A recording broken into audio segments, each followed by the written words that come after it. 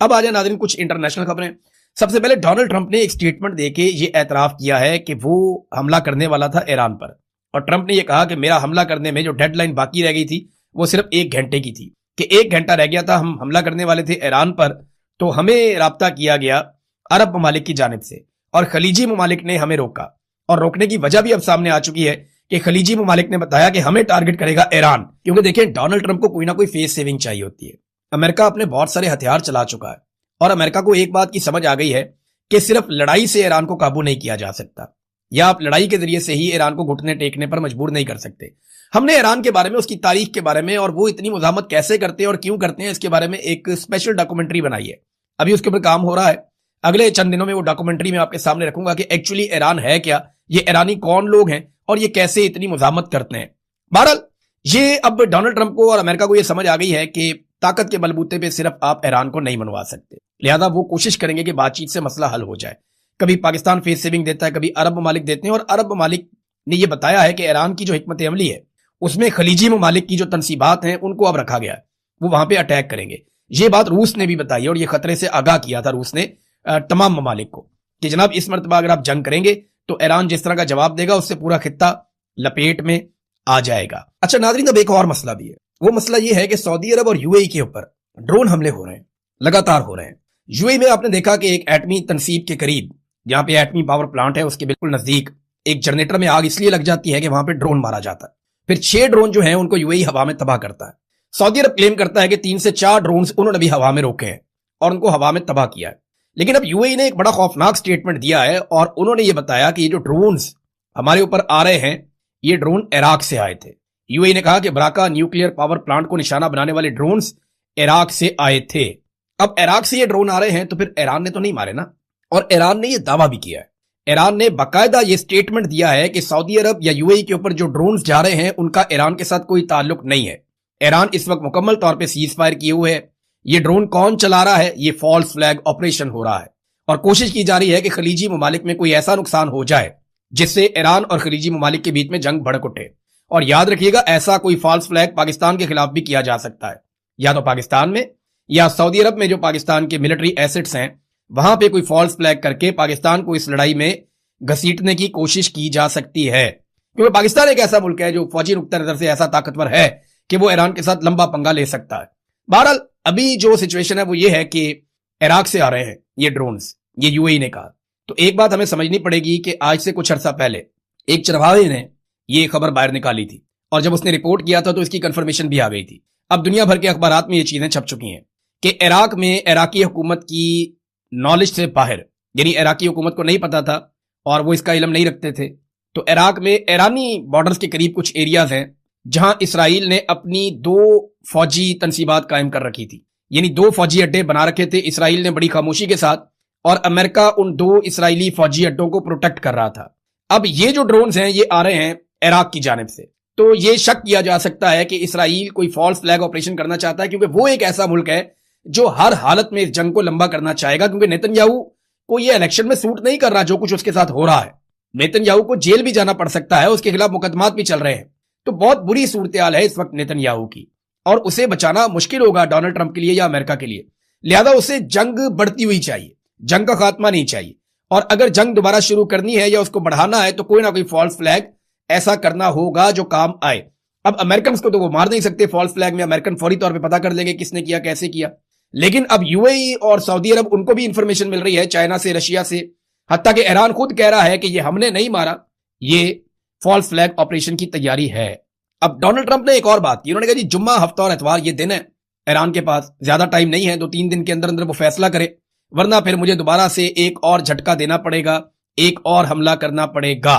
बड़ी खबर एक और ये है कि प्यूटन डोनाल्ड ट्रंप का दौरा खत्म करने के बाद, क्योंकि डोनाल्ड ट्रंप गए थे चाइना, चाइना का दौरा उन्होंने खत्म किया, वो वापस पहुंच गए अमेरिका में, अब प्यूटन पहुंच गए हैं चाइना में।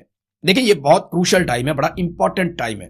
इस वक्त ना अमेरिका के साथ कुछ प्रॉब्लम चल रहे हैं, अमेरिका की क्रेडिबिलिटी इफेक्ट हुई है दुनिया में, यानी यूरोपीय ममालिक अमेरिका से कुछ हद तक नाराज है। अमेरिका की धमकियां, अमेरिका की हिकमत अमली, उसकी पॉलिसियां, नेटो में जिस तरीके से वो अपने आप को बाहर निकाल रहा है, तो यूरोपीय ममालिक अमेरिका से खुश नहीं है। चाइना के लिए लचक का मुजाहरा किया जा रहा है। खलीजी ममालिक ये सोचने पर मजबूर है कि अमेरिका हमारे तहफ्फुज़ में नाकाम हो गया, इसी तरह जो इंडिया के साथ ताल्लुकात हैं अमेरिका के डोनाल्ड ट्रंप के पे दर पे स्टेटमेंट्स के बाद वो भी कोई बहुत अच्छे नहीं है। तो चाइना और रशिया के पास ये एक मौका है कि वो दुनिया में जो फ्लेक्सिबिलिटी उनके लिए पैदा हुई है वो इससे फायदा करते हुए कुछ अमन मुआहदे करें और यूरोप के साथ, खलीजी ममालिक के साथ अपने ताल्लुकात को एक नेक्स्ट लेवल पर लेकर जाएं। चाइना का एक बहुत बड़ा फोकस जो है वो लैटिन अमेरिका में भी है। अमेरिका के साथ साथ जो सारे ममालिक हैं दूसरे, उनके साथ भी चाइना के बड़े अच्छे ताल्लुकात हैं, रशिया के भी ताल्लुकात हैं। तो अमेरिका के लिए ये बड़ा चैलेंजिंग टाइम है और चीन और रशिया इस मामले को समझते हैं, क्योंकि देखिए जब डोनाल्ड ट्रंप ने चाइना का दौरा किया तो ये पहली मर्तबा ऐसा हुआ कि अमेरिकी सदर से ज्यादा बड़ी और कदावर शख्सियत प्रेसिडेंट शी लग रहे थे। यानी वो ज्यादा ताकतवर लग रहा था, उनकी बॉडी लैंग्वेज या जो एक तासुर जा रहा था दुनिया को कि ये वर्ल्ड लीडर इकट्ठे हुए हैं। पहले ऐसा होता था कि चाइना थोड़ा दबा दबा लगता था, लेकिन इस मर्तबा ऐसा लग रहा था कि इक्वली को दो बहुत बड़ी पावर्स आमने सामने खड़ी हुई हैं। तो बड़ा कद बड़ा है चाइना का, खासतौर पे दिफाई नुक्ता नजर से मईशत के मैदान में उन्होंने झंडे गाड़े हैं और इस वजह से वो अब डिफरेंटली ट्रीट हो रहे हैं पूरी दुनिया में। मेरे ख्याल में चाइना और रशिया इससे फायदा उठाना चाहेंगे। हम दुनिया को बदलते हुए देखेंगे, ऐसा लगता है अगले 10, 20, 25 साल में, और ये हमारे सामने सामने ही हो जाएगा। नाज़रीन, सुहेल अफरीदी की जो तकरीर है उसके ऊपर बड़ा सख्त रद्द-ए-अमल आना शुरू हो गया है और यानी जो उन्होंने बयान दिया उसके अंदर जो बातें उन्होंने की उसके ऊपर इस वक्त मुख्तलिफ ऐसे सहाफ़ी जिनके एस्टेब्लिशमेंट के साथ ताल्लुकात हैं या वो वहाँ से लाइन ले लेते हैं, वो धमकिया में रवैया इख्तियार कर रहे हैं। कुछ जो हुकूमती लोग हैं वो उसके ऊपर जो है वो ज़मीन आसमान के कलाबे मिला रहे हैं कि अब ये हो जाएगा वो हो जाएगा, या पीटीआई के लिए, इमरान खान के लिए बड़ी मुश्किलात पैदा हो जाएंगी। देखिए सुहेल अफरीदी ने कहा क्या, पहले उस पर आप गौर कर लें। सुहेल अफरीदी वज़ीर आला के लिए जब इमरान खान साहब ने उनको नामजद किया तो उनकी ज़ात के ऊपर बार बार कीचड़ उछाला गया। उन्हें कहा गया कि वो दहशतगर्दों का साथी है, फिर कहा गया कि ये स्मगलर है, फिर कहा गया कि अनपढ़ जाहिल है, फिर तालीम याफ्ता नहीं है, इसकी अहलियत नहीं है, फिर ये एंटी पाकिस्तान है। तो इस किस्म की बहुत सारी चीज़ों के तमगे सुहेल अफरीदी को लगाए गए उस वक्त। अब वो वज़ीर आला बन गया अवामी ताकत से, उसके बाद उसने उसका रद्द अमल दिया और रद्द अमल देने से पहले उसने एक रिक्वेस्ट की जहां पे फायर फाइटिंग हो सकती थी कि ठीक है मैं वज़ीर आला बन गया, आपने बदतमीजी भी कर ली, मैं वज़ीर आला भी बन गया, तो अब मुझे इमरान खान से मिलवाएं ताकि मैं जाऊं और जाकर अपनी पार्टी के मामलात और अपने सूबे के मामलात को चलाऊं इमरान खान के विजन के मुताबिक। लेकिन फिर उसकी मुलाकात भी नहीं करवाई गई। वज़ीर आज़म से उसकी बात हुई, वज़ीर आज़म ने उसके साथ इधर उधर की बात की, उसने कहा नहीं मुझे इमरान खान से मिलवाएं। वज़ीर आज़म ने कहा मैं पूछ कर बताता हूँ। ये एक नया लतीफ़ा उसके साथ कर दिया गया। अब जब उसकी मुलाकात भी नहीं करवाई जा रही, जब वो अदालती ऑर्डर्स लेकर कानून के मुताबिक जेल में अपने लीडर से मिलने गया तो एक एसएचओ ने उसे रोक दिया। तो फिर रद्द-ए-अमल तो आएगा ना। फिर जलसे में खड़े होकर उसने कहा क्या, उसने तो किसी को गाली नहीं दी, उसने किसी को धमकी भी नहीं दी, उसने सादी सादी बात की कि जनाब मैं इमरान खान को जेल में मिलने गया था और मुझे इन्होंने मिलने नहीं दिया, जो गैर कानूनी है और अदालतों की तौहीन है।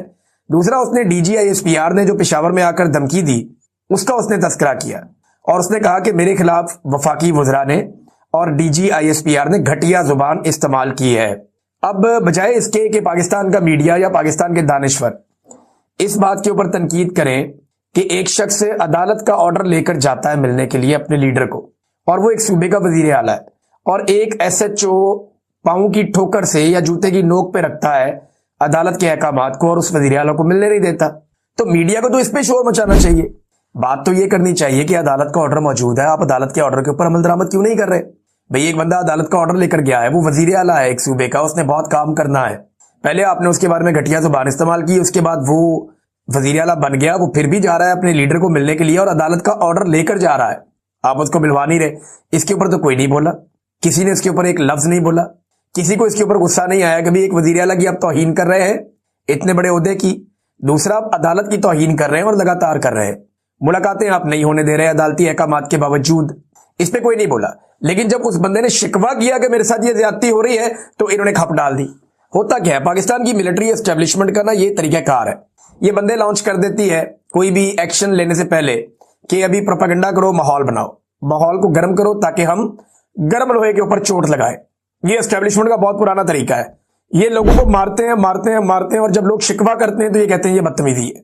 यानी आप जितना मर्जी पाकिस्तानियों को मारें, पाकिस्तानी अगर आगे से शिकवा करेंगे आप हमें क्यों मारते हैं, तो इसको एस्टेब्लिशमेंट जो है वो बदतमीजी करार दे देती है। अब वजीर आला ने तो गैर कानूनी काम करने के ऊपर तनकीद की है कि आप ये कर नहीं सकते। DG-ISPR एक सियासी प्रेस कॉन्फ्रेंस करके गए जो उनका मैंडेट नहीं है, वो अपने हलफ की खिलाफ वर्जी कर रहे हैं, वो सियासी प्रेस कॉन्फ्रेंस नहीं कर सकते कि, लेकिन उन्होंने उसमें सियासी बातें की है, वो अपनी डोमेन से बाहर निकले हैं, जो उन्हें नहीं करना चाहिए था, ये उनसे बड़ी गलती हुई है। अब उसका रद्देअमल तो आएगा, तो उसका जब रद्देअमल आया, और वो भी सिर्फ शिकवे की सूरत में आया, कोई गालम गलोच नहीं हुई, लेकिन गालम गलोच ब्रिगेड जो है वो लॉन्च की गई सीएम आफरीदी के खिलाफ। तो इससे होगा क्या, अब धमकियां लगाई जा रही है कि इमरान खान साहब को अब ये वाला नुकसान हो जाएगा इससे, या वो वाला नुकसान हो जाएगा इससे, तो पीटीआई के लिए अच्छा नहीं होगा। तो पहले पीटीआई के लिए या इमरान खान के लिए कोई बहुत अच्छा हो रहा है इस मुल्क में? एक ताजा मिसाल आप सुन लीजिए। इमरान खान साहब पे एक मुकदमा हुआ था 2022 में, जब उन्होंने आजादी मार्च निकाला था 25 मई 2022 को, आपको याद होगा, जब यास्मीन राशिद साहिबा पे और दीगर खवातीन पे पहली मरतबा लाहौर में बदतरीन तशद्दुद किया गया था। उनकी सारी गाड़ी जो है वो तोड़ दी गई थी, तमाम रुकावटें अबूर करके इमरान खान साहब डी चौक तक पहुंच गए थे। ये वो मैं दिन की बात कर रहा हूं, 25 और 26 मई 2022। तब इमरान खान साहब के ऊपर एक मुकदमा दर्ज किया गया था तरनौल में। ये जो मुकदमा था ये फरवरी 2024 में, इसमें इमरान खान साहब को बाइज्जत बरी कर दिया गया था अदालत की जानिब से। फरवरी 2024 को इमरान खान साहब बाइज्जत बरी हो गए थे। अब इस मुकदमे में भी पुलिस ने इमरान खान साहब का चालान जमा करवा दिया। जिस केस में कोई शख्स बाइज्जत बरी हो जाता है ना, वो केस उस शख्स की हद तक खत्म हो जाता है, फिर आप उस शख्स का नाम नहीं ले सकते उस केस के अंदर। इन्होंने क्या किया, इन्होंने चालान जमा करवा दिया। जितने भी कोर्ट रिपोर्टर्स हैं या जितने भी कानून और आइन को समझने वाले लोग हैं, वो सर पकड़ के बैठे हुए हैं कि इस रियासत को हो क्या गया है। ये एक पागलपन का शिकार हो चुकी है। एक मुकदमा जिसमें इमरान खान साहब को बाइज्जत बरी किया गया, उसी मुकदमे में पुलिस ने इमरान खान साहब को लगभग 1.5 साल गुजरने के बाद, पौने 2 साल गुजरने के बाद दोबारा चालान कर दिया। ये फरवरी 2022 की बात है, जब इमरान खान साहब को इस केस में बाइज्जत बरी किया गया था। तो ये नादरीन इनकी सूरत हाल है। अब इमरान खान साहब ने दोबारा एहतजाज का ऐलान तो करना है, और उस हवाले से कुछ चीजें जो हैं वो पाकिस्तान तहरीक इंसाफ में भी ज़ेरे गौर है, और इमरान खान साहब ने भी अहकाम जारी करने हैं। देखिए, इस मरतबा जो है ना, वो पंजाब का रोल बहुत इंपॉर्टेंट होगा, क्योंकि पंजाब से जो लोग एहतजाज करने निकलेंगे, वहां से एक और मोमेंटम बनेगा। खैबर पख्तूनख्वा में जो 3 जलसे किए हैं ताबड़तोड़ नए वजीर आला ने, उनसे एक मोमेंटम खैबर पख्तूनख्वा में बना है। और अभी याद रखिएगा कि ये जो इजला है जहां पे जलसे किए सुहेल आफरीदी ने, ये वो इजला है जहां पे वो खुद वजीर आला मुंतखब हुए। कबायली इलाके हैं, करक का इलाका है, खैबर का इलाका है, ये उस तरफ जा रहे हैं। अभी ये मानसेरा वाली साइड पे नहीं आए, अभी ये मालाकंड वाली साइड पे नहीं आए, अभी ये चित्राल या दीर वाली साइड पे नहीं आए, अभी ये सवाबी या मर्दान वाली साइड पे नहीं आए, जो पाकिस्तान तहरीक इंसाफ के बड़े जबरदस्त और मजबूत गढ़ हैं, जहां पे तहरीक इंसाफ ने नवाज शरीफ को शिकस्त दी है। और अभी तो ये डीआई खान में नहीं गए। तो इन सारे इलाकों में सुहेल आफरीदी ने जब विजिट करना है, तो उसके बाद फिर आप पाकिस्तान तहरीक इंसाफ का मोमेंटम खैबर पख्तूनख्वा में ज्यादा बेहतर महसूस करेंगे, जो इमरान खान साहब का विजन है। और इमरान खान साहब ने अब कॉल देनी है, और बहुत मुमकिन है कि वो नवंबर की कोई कॉल